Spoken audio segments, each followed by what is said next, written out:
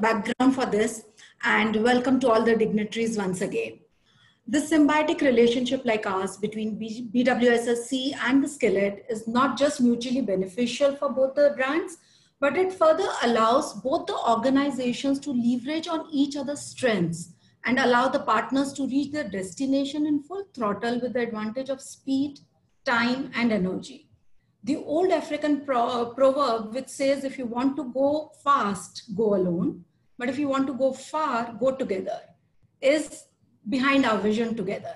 We want to go very fast, so that's the reason of this collaborative effort that we've put together.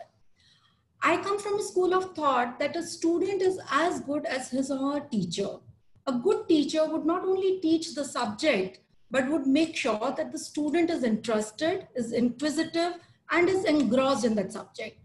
But unfortunately, everyone is not so lucky to have a guru of this caliber. Keeping this at the backdrop, we've made an effort to give the best teacher module-wise to become the teacher for all our students, irrespective of their geographical locations.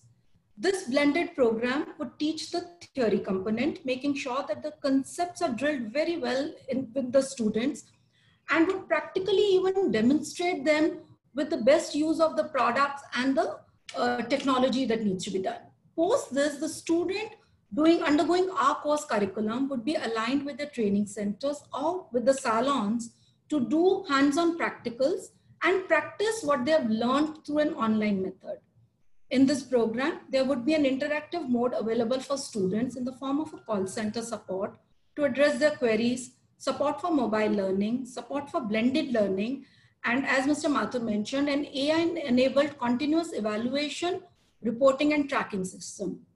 The second stage of our collaboration will be focused on upskilling, reskilling, and certification of the trainees, trainers, and the assessors under various schemes and projects, some of them being RPL, NAPS, CSR, with multilingual content availability.